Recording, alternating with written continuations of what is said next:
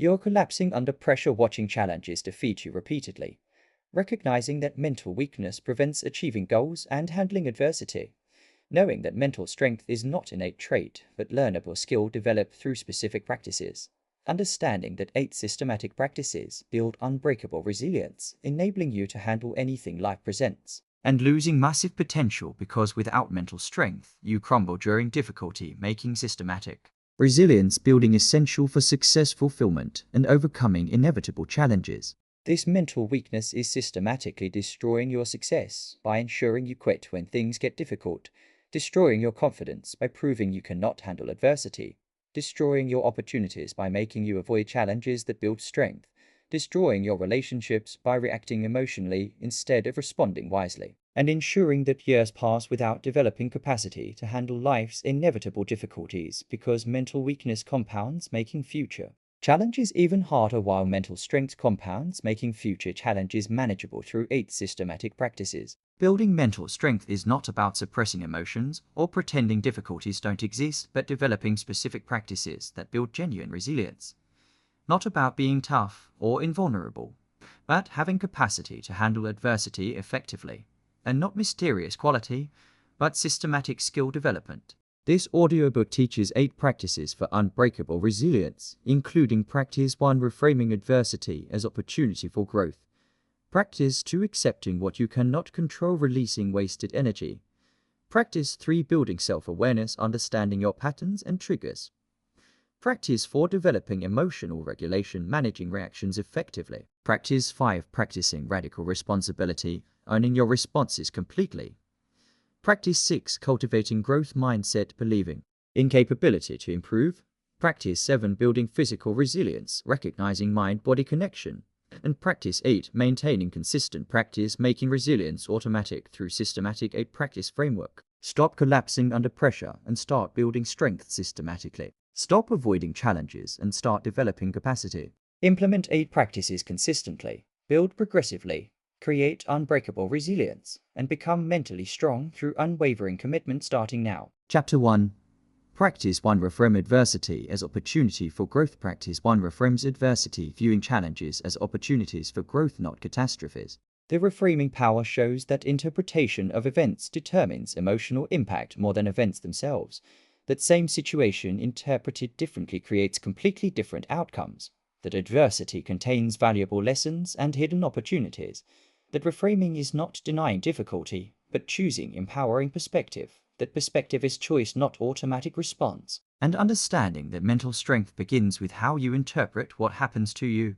Catastrophic thinking creates suffering. Reframing creates strength. Choose empowering perspective or suffer needlessly. The catastrophizing recognition involves noticing when you automatically imagine worst possible outcomes, identifying patterns of negative interpretation, recognizing how catastrophizing creates unnecessary suffering beyond actual situation, understanding that catastrophizing becomes self-fulfilling prophecy, shaping behavior, that worst case rarely happens yet catastrophizing makes you live it mentally, and treating catastrophizing as destructive mental habit requiring conscious replacement. The opportunity finding means asking, what can I learn from this specific challenge?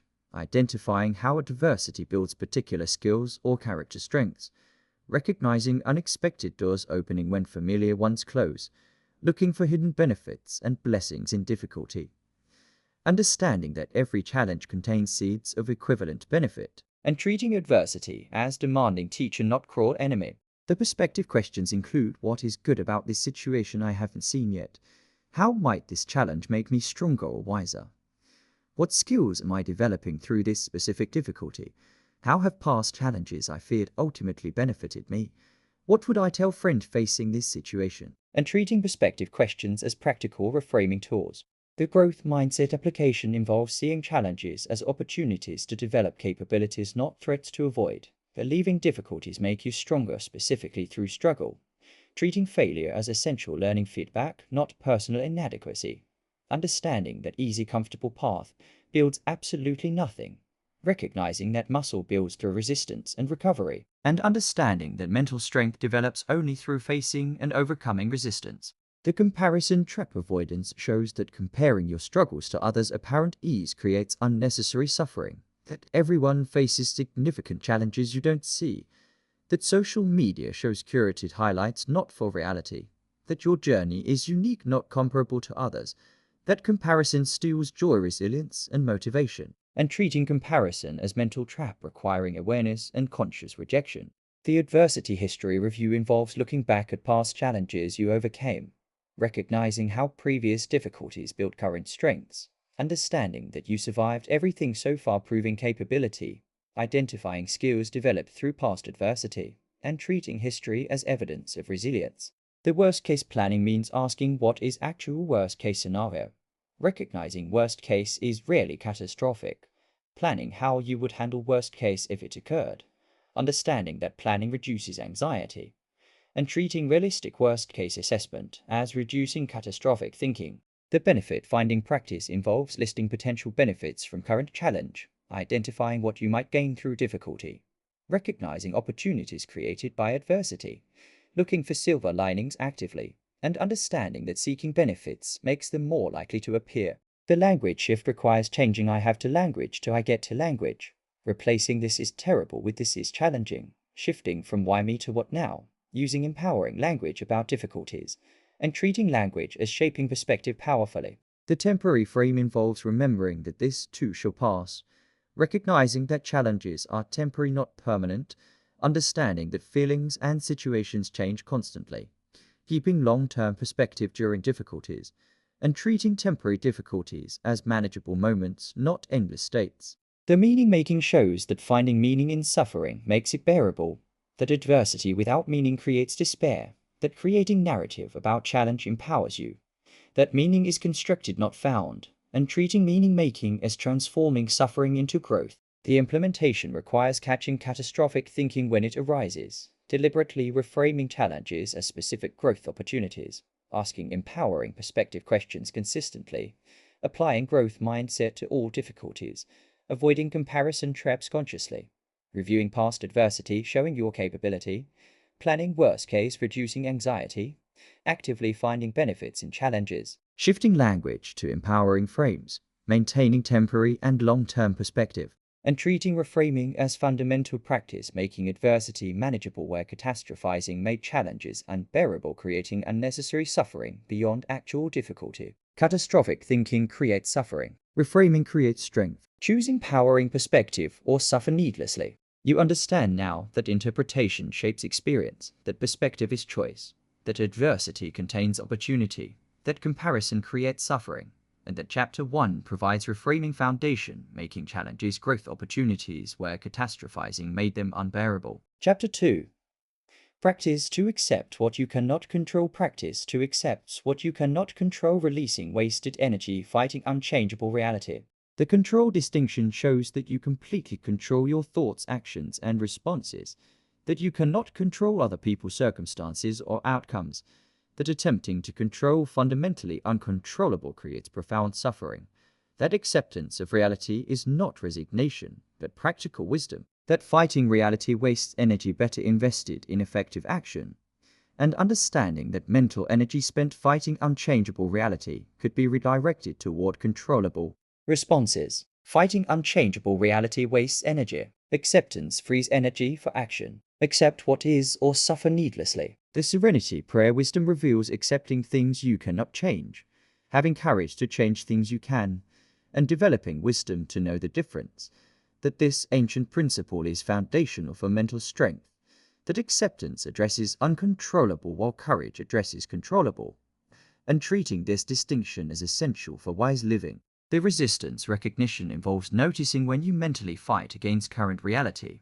identifying situations where you try controlling other people, recognizing enormous energy wasted in futile resistance, understanding that what you resist persists and intensifies, that resistance creates suffering beyond actual difficulty, and treating resistance awareness as essential first step toward liberating acceptance. The radical acceptance practice means fully accepting current reality exactly as it is without wishing it were different. Understanding acceptance doesn't mean liking, approving, or wanting situation. That acceptance creates peace and clarity, enabling effective action. That fighting reality prevents seeing situation clearly. That acceptance is prerequisite for wise response, not obstacle to action.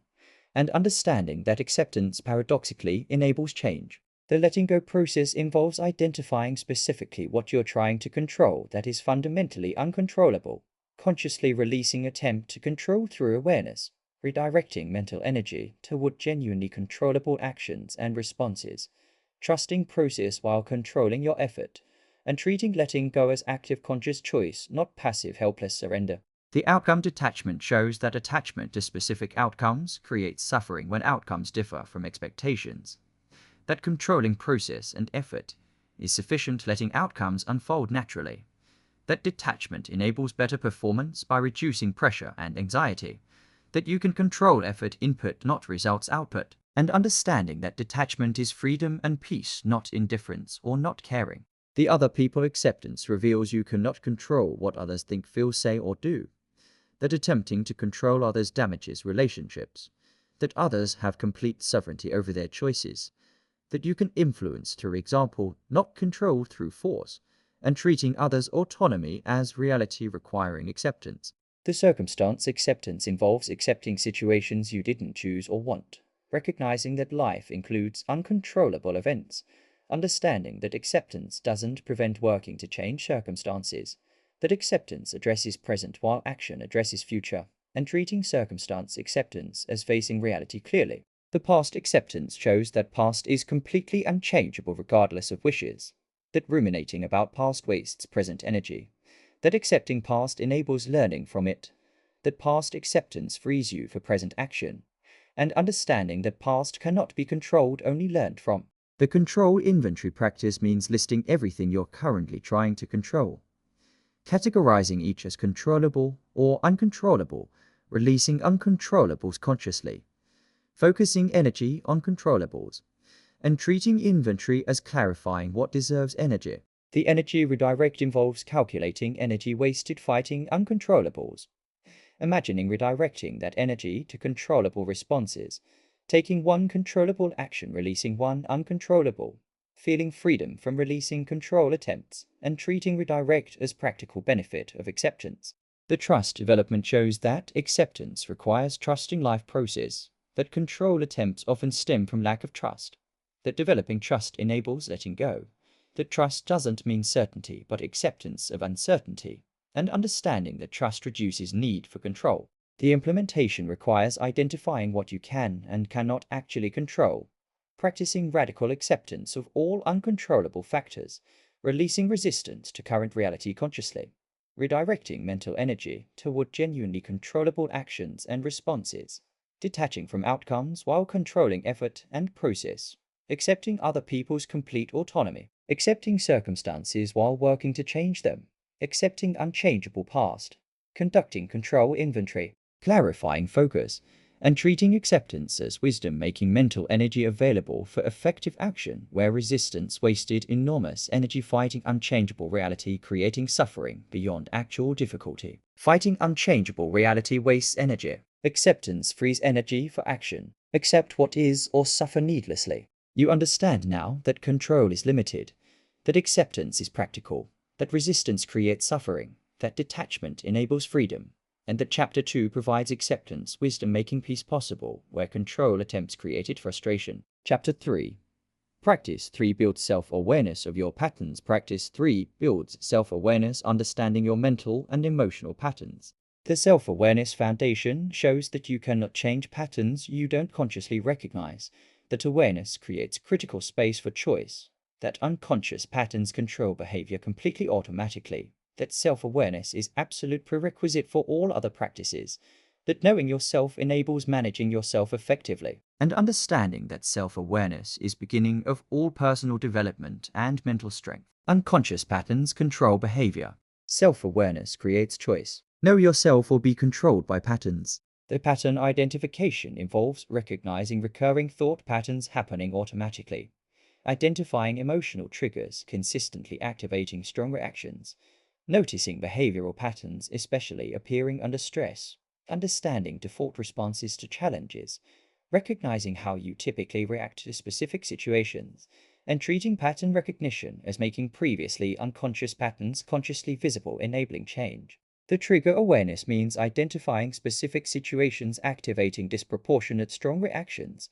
recognizing particular people who trigger difficult emotions consistently, noticing circumstances that reduce mental strength predictably, understanding what makes you lose composure or equilibrium, identifying early warning signs preceding reactive behavior, and treating trigger awareness as enabling prevention, preparation, and skillful response. The mindfulness practice involves observing thoughts without identifying with them or believing them automatically, noticing emotions arising without being completely controlled by them, watching reactions arise without acting on them automatically, creating psychological space between stimulus and response, treating thoughts as mental events, not facts, and understanding that mindfulness gives awareness, enabling conscious choice instead of automatic reaction.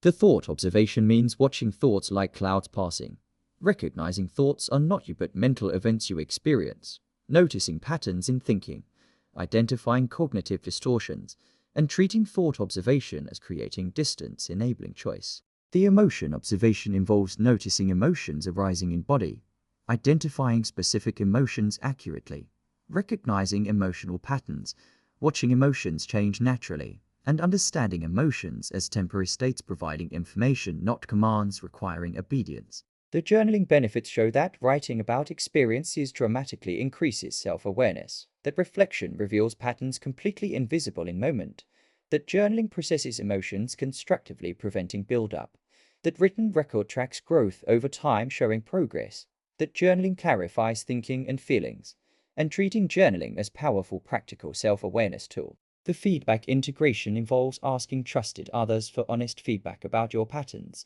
listening without defensiveness to external perspectives, recognizing blind spots you cannot see alone, integrating external observations with self-awareness, understanding others see patterns you miss, and treating feedback as gift revealing truth. The default mode identification means recognizing your automatic response patterns, identifying how you typically handle stress, noticing default emotions arising in challenges, understanding habitual thinking patterns, and treating default awareness as revealing what needs conscious override. The strength and weakness awareness involves honestly assessing your mental strength areas, identifying specific vulnerabilities requiring attention, recognizing situations where you excel versus struggle, understanding personal limits and capacities, and treating honest assessment as enabling targeted development.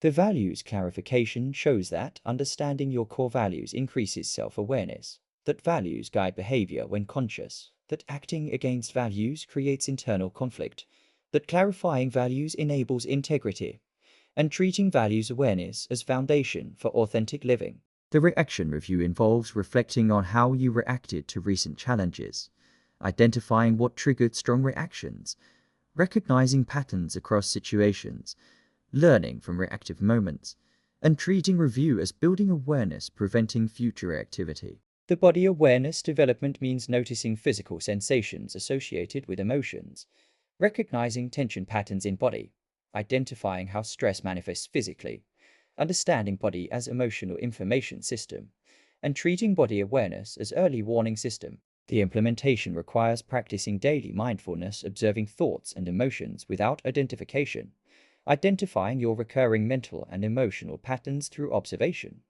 recognizing specific triggers activating disproportionate reactions, maintaining regular journal tracking patterns and growth, seeking and integrating honest external feedback from trusted others, identifying default response patterns, honestly assessing strengths and vulnerabilities, clarifying core values, reviewing reactions, learning from them, developing body awareness, and treating self-awareness as foundational practice, making all other practices possible where unconsciousness made automatic patterns control you, completely preventing any conscious choice or meaningful change. Unconscious patterns control behavior. Self-awareness creates choice. Know yourself or be controlled by patterns.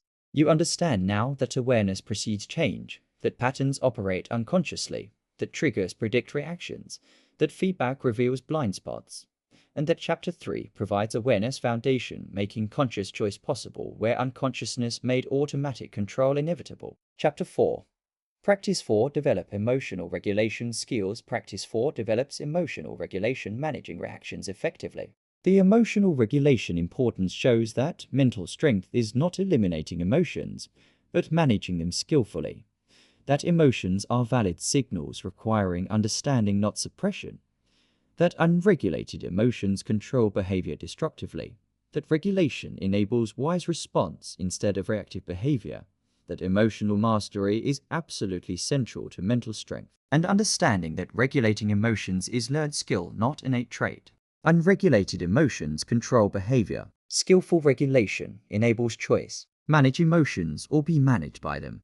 The regulation versus suppression distinction reveals that suppression buries emotions, creating worse problems later, that regulation acknowledges processes and manages emotions consciously, that suppression requires constant exhausting energy while regulation builds capacity, that suppressed emotions control you unconsciously while regulated emotions inform you consciously, that suppression is pressure cooker while regulation is thermostat, and treating regulation as healthy effective. Alternative to destructive suppression. The pause practice involves noticing emotion arising before automatically acting on it, creating conscious space between feeling and response, taking 3 slow deep breaths when emotionally activated, counting to 10 before responding to triggers, stepping away from situation when necessary, and understanding that pause enables conscious choice, preventing destructive reactive behavior. The physiological techniques include deep diaphragmatic breathing activating parasympathetic nervous system, progressive muscle relaxation systematically reducing physical tension, splashing cold water on face activating dive reflex calming system, vigorous exercise discharging emotional energy physically, changing physical state through movement, and treating physiological regulation as powerful direct emotion management. The cognitive reappraisal means questioning thoughts driving emotional reaction, examining actual evidence for and against emotional interpretation, considering alternative explanations for situation, reframing situation from different perspective, recognizing thoughts create emotions, making cognitive work essential, and understanding that changing thoughts changes emotions. The emotional naming shows that labeling emotions specifically reduces their intensity, that naming creates psychological distance, enabling regulation, that specific labels work significantly better than generic ones, that naming helps process emotions constructively, that saying I feel angry is more regulating than I am angry, and treating emotional literacy as regulation foundation. The intensity scaling involves rating emotional intensity on 0 to 10 scale, recognizing intensity fluctuates naturally, noticing intensity decreasing with time and regulation, using scale to track regulation effectiveness, and understanding that measurement creates awareness, enabling management. The distress tolerance means building capacity to experience uncomfortable emotions without reacting, recognizing that emotions pass naturally if not fed, understanding that avoiding emotions intensifies them, sitting with discomfort, building tolerance, and treating tolerance as essential regulation skill.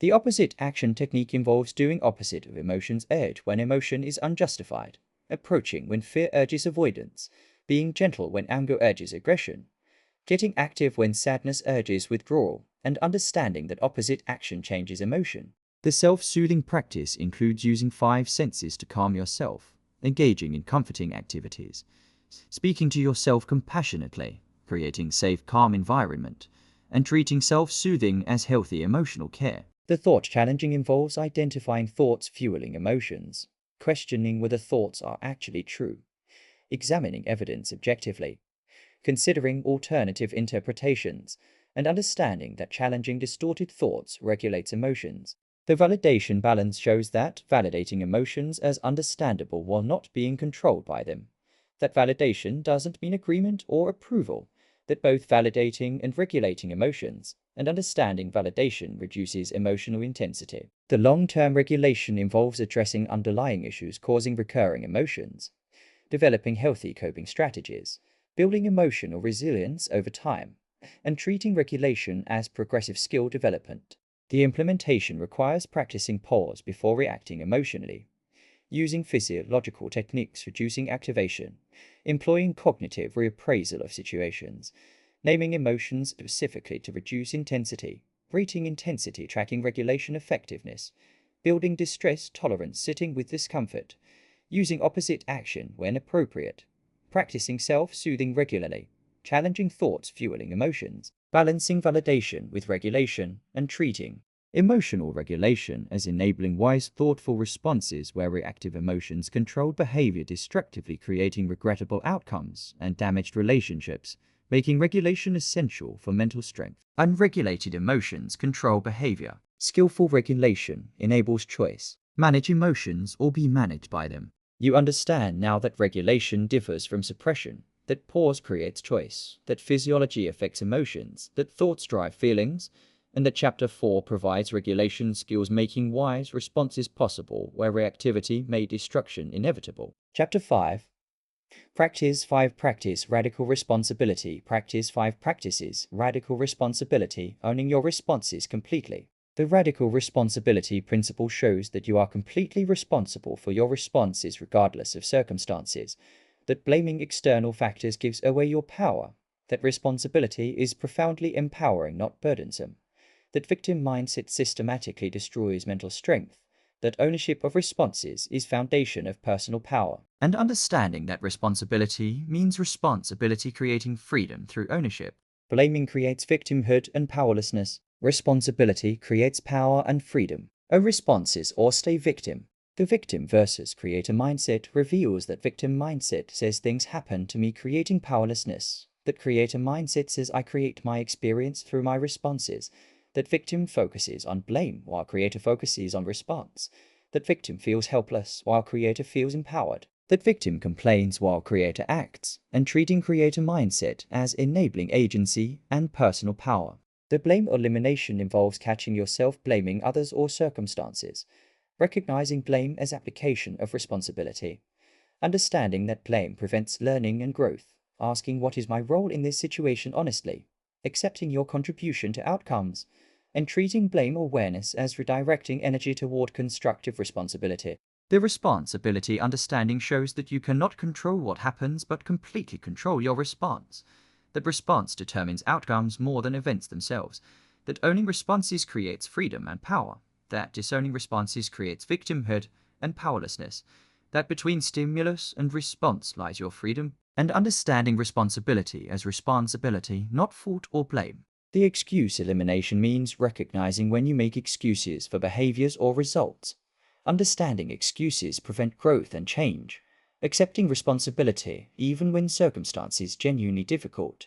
Refusing to justify poor responses with external factors. Treating excuses as comfort, preventing growth, and understanding that excuses protect ego while preventing development. The proactive versus reactive living involves choosing responses consciously instead of reacting automatically, taking initiative instead of waiting for others to act, creating desired reality instead of accepting default, acting based on values, not feelings or circumstances, leading your life instead of being led by it, and understanding that proactive living builds mental strength while reactive living erodes it.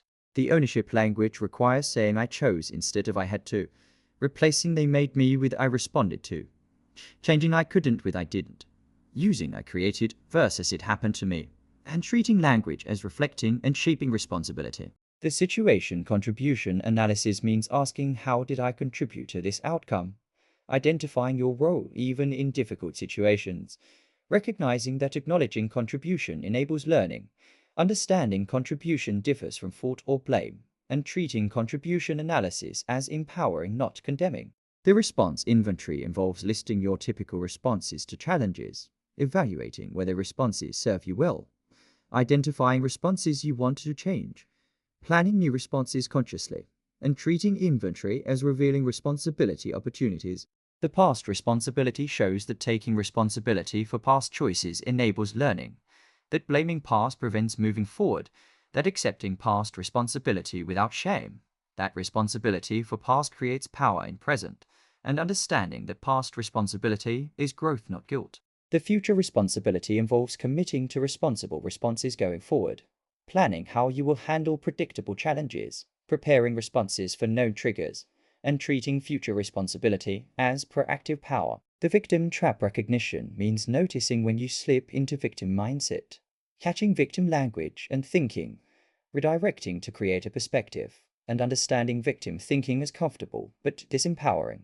The empowerment through ownership shows that radical responsibility creates control over your life, that ownership enables change where blame creates stagnation, that responsibility is freedom, not burden, and treating ownership as path to mental strength. The implementation requires catching blame patterns, redirecting to responsibility, eliminating excuses for behaviors and outcomes honestly, owning all responses regardless of difficult circumstances, choosing proactive responses over reactive patterns consistently, recognizing your power in every situation, using ownership language, analyzing your contribution to all outcomes, conducting response inventory, taking responsibility for past enabling learning, committing to responsible future responses, recognizing and escaping victim traps, and treating radical responsibility as profoundly empowering practice, making you creator of experience where blame and excuses made you victim of circumstances, creating powerlessness and stagnation, preventing any meaningful growth or change. Blaming creates victimhood and powerlessness.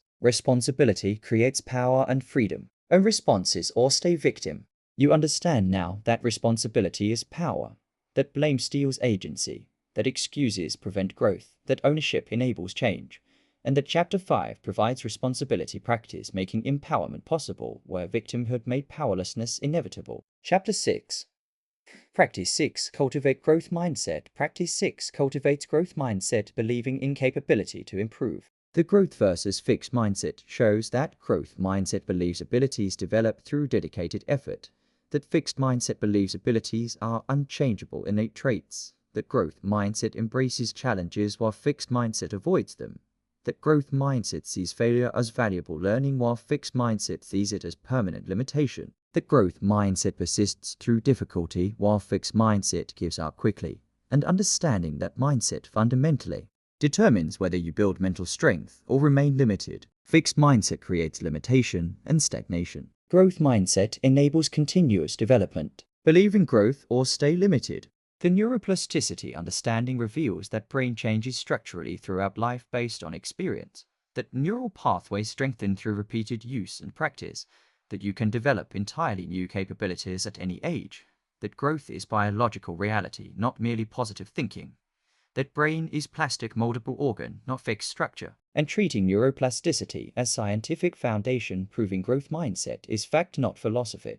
The challenge embrace means viewing difficult tasks as valuable opportunities to grow, actively seeking challenges that stretch current abilities, understanding that easy, comfortable tasks build absolutely nothing, recognizing that discomfort signals growth happening, that avoiding challenges guarantees stagnation, and treating challenge as essential required ingredient for development, not obstacle to avoid. The failure reframing involves seeing failure as valuable feedback, not personal inadequacy. Learning from every failure, improving next attempt, understanding that successful people fail significantly more than unsuccessful people, treating failure as temporary setback, not permanent limitation, recognizing that failure is prerequisite for mastery, and understanding that avoiding failure guarantees mediocrity. The effort celebration shows that praising effort, not just results, builds sustainable growth mindset, that process focus creates intrinsic motivation, that outcome focus creates anxiety and avoidance, that effort is completely within your control while outcomes are not, that celebrating effort regardless of outcome builds resilience, and treating effort as worthy of recognition and celebration. The yet power reveals that adding yet limiting statements creates growth mindset, that I can't do this yet implies future capability, that yet maintains openness to learning and development, that language shapes mindset and reality powerfully, that small word creates massive perspective shift, and understanding that yet transforms limitation into possibility. The learning focus means prioritizing learning over appearing smart, asking questions without fearing judgment, admitting what you don't know, seeking feedback actively, and treating learning as goal, not performance. The comparison reframe involves comparing yourself to past self, not to others, measuring progress against your baseline, celebrating personal improvement, avoiding competitive comparison, and understanding that your only competition is yesterday's you. The criticism response shows that growth mindset sees criticism as useful information, that defensive reaction to feedback indicates fixed mindset, that welcoming feedback accelerates learning, that criticism about effort is actionable while criticism about ability is not, and treating feedback as gift enabling improvement. The intelligence beliefs involve understanding intelligence is not fixed quantity, that abilities develop through practice, that smart is not something you are, but something you become, that brain is muscle strengthening through use, and treating intelligence as developable, not fixed. The strategy adjustment means trying different approaches when stuck, learning from what doesn't work, adapting strategy based on results, understanding that persistence requires strategy adjustment, not just effort, and treating flexibility as essential for growth. The inspiration from others shows that growth mindset learns from others' success, that fixed mindset feels threatened by others' achievement, that learning from role models accelerates development, and treating others' success as proof of possibility. The setback response involves viewing setbacks as temporary, not permanent, analyzing what went wrong without self-blame, adjusting approach based on learning, maintaining belief in eventual success, and understanding that setbacks are part of growth process. The capability expansion means regularly attempting new skills, pushing beyond comfort zone, accepting beginner status, embracing learning curve, and treating expansion as evidence of growth mindset.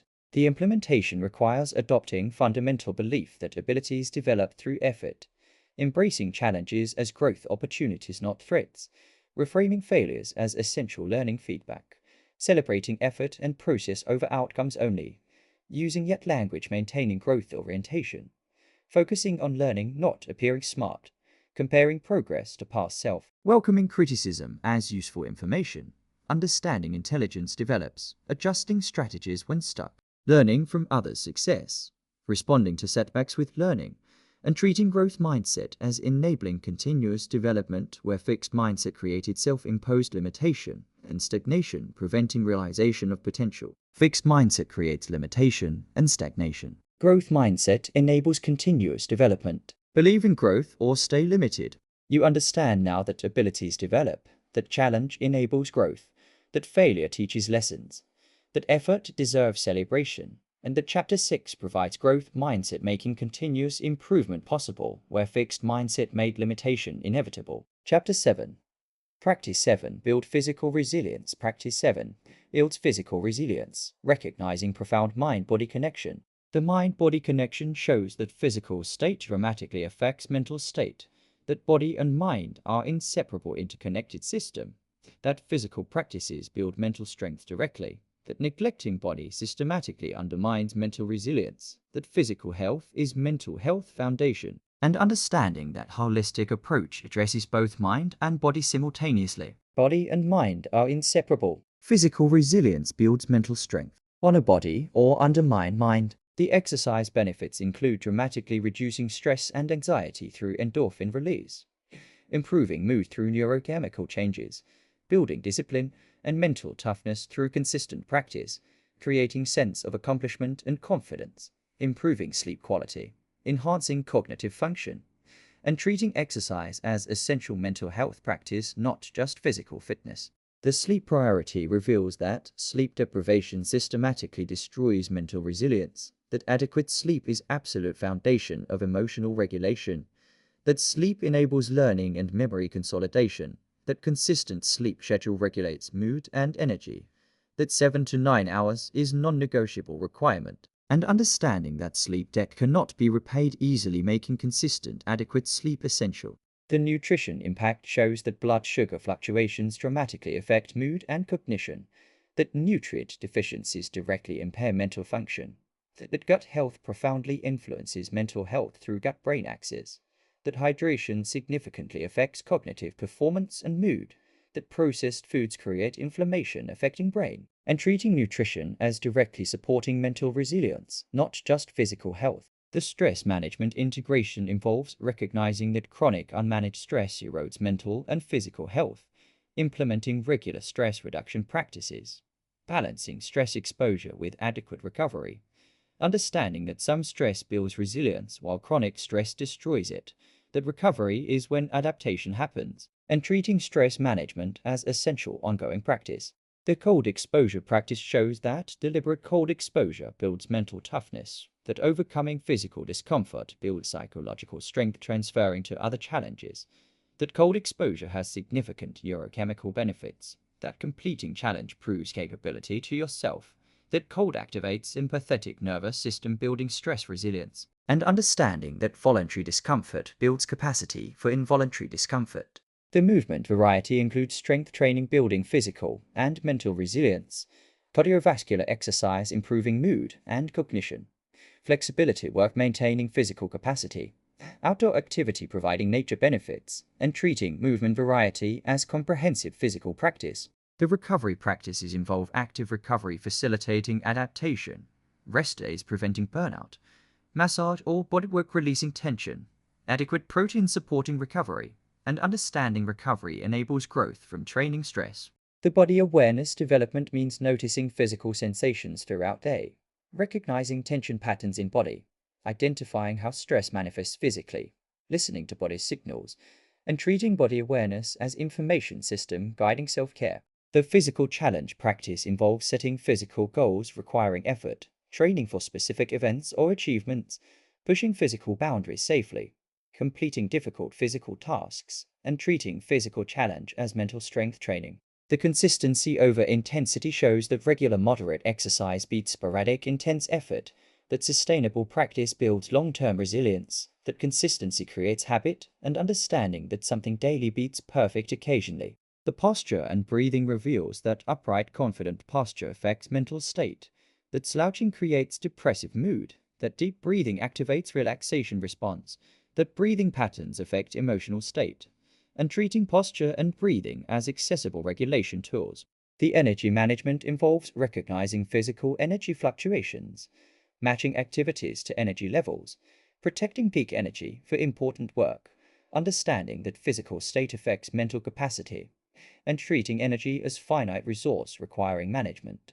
The substance considerations show that alcohol disrupts sleep and mood, that caffeine affects anxiety and sleep, that substances mask rather than resolve issues, and understanding that chemical solutions have costs requiring awareness. The implementation requires exercising regularly for mental health benefits, prioritizing sleep as non-negotiable resilience foundation, eating whole foods supporting mental function, managing stress through regular recovery practices, potentially trying cold exposure building mental toughness, varying movement types, incorporating recovery, developing body awareness, setting physical challenges, maintaining consistency, optimizing posture and breathing, managing energy wisely, and treating physical resilience as inseparable from mental strength where neglecting body guaranteed mental weakness regardless of mental practices, because mind and body are unified system requiring integrated care. Body and mind are inseparable. Physical resilience builds mental strength. On a body or undermine mind.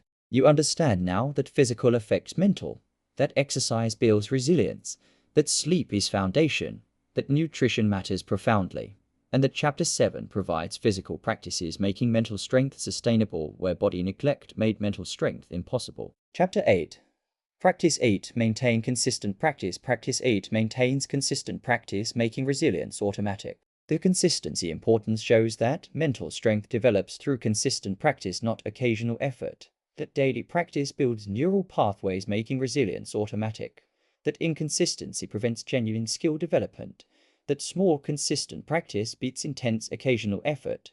That consistency is difference between temporary improvement and permanent transformation. And understanding that consistency is absolutely key to making resilience unbreakable and automatic. Occasional effort creates temporary strength. Consistent practice creates permanent resilience. Practice daily or stay fragile. The daily practice design involves selecting specific practices from previous 7 to do daily, creating morning routine including mental strength practices, establishing evening review reflecting honestly on practice, starting small ensuring sustainable commitment, gradually building practice over time, and treating daily practice as non-negotiable like brushing teeth, not optional depending on motivation.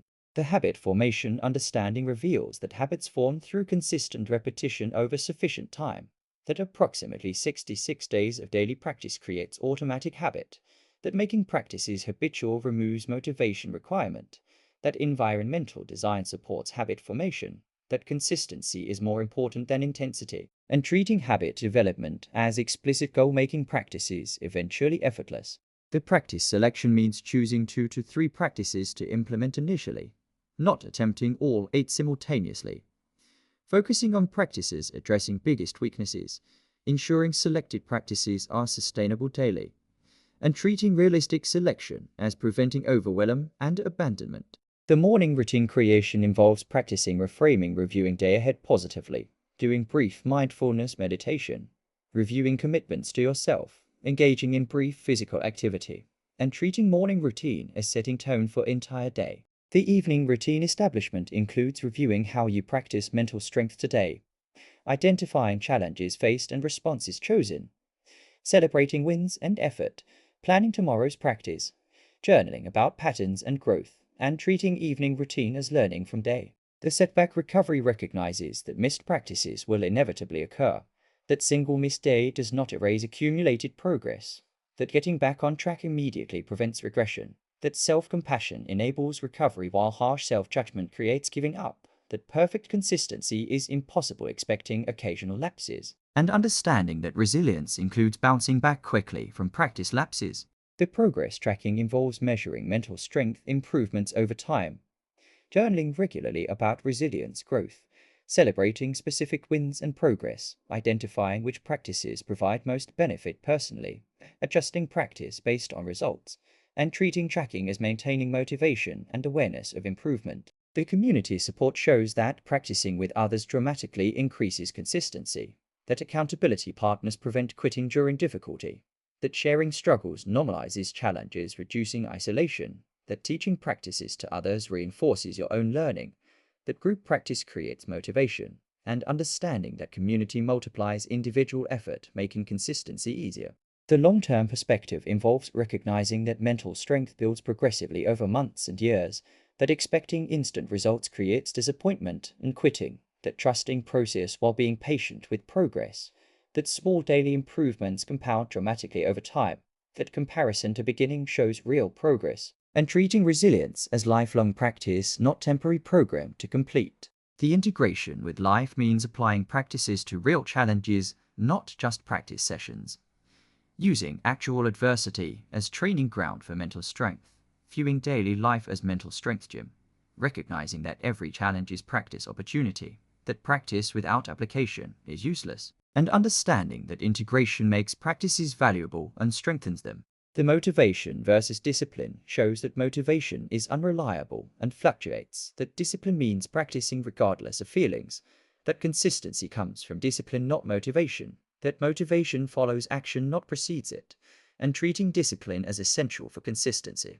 The identity integration involves seeing yourself as mentally strong person, acting consistent with resilient identity, refusing actions contradicting claimed identity, understanding identity follows behavior, and treating identity shift as result of consistent practice. The practice refinement means adjusting practices as you learn what works, adding new practices as skills develop, removing practices that don't serve you, personalizing approach over time, and treating practice as evolving, not static. The accountability systems include tracking practice in journal or app, sharing commitment with others, joining online community, finding practice partner, and treating external accountability as supporting internal commitment. The implementation requires establishing non-negotiable daily mental strength practice routine, building consistency through small sustainable commitments, recovering quickly from inevitable practice lapses, tracking progress, maintaining motivation and awareness, building community support through partners or groups, maintaining realistic long-term perspective, integrating practices into daily life, using discipline, not motivation, developing resilient identity, refining practices based on learning, creating accountability systems, and treating consistent practice as making resilience automatic, permanent, and unbreakable, where sporadic occasional effort created fragile temporary mental strength disappearing under real pressure. You have learned 8 practices for unbreakable resilience. Practice 1. Reframing adversity as opportunity for growth. Practice 2. Accepting what you cannot control. Practice 3. Building self-awareness of your patterns. Practice 4. Developing emotional regulation skills. Practice 5. Practicing radical responsibility. Practice 6. Cultivating growth mindset. Practice 7. Building physical resilience. Practice 8. Maintaining consistent practice. What matters now is implementing 8 practices starting immediately. 5 implementation priorities. Reframe next challenge as growth opportunity. Accept what you cannot control today. Practice mindfulness, building self-awareness. Pause before reacting emotionally. Take complete responsibility for your responses. Execute systematically. Practice consistently. Build progressively. And become mentally strong through commitment. Stop collapsing under pressure and start building strength systematically. Stop avoiding challenges and start developing capacity. Implement 8 practices consistently. Build mental resilience progressively. Create unbreakable strength. And become mentally strong, building capacity to handle anything life presents through unwavering commitment starting right now today.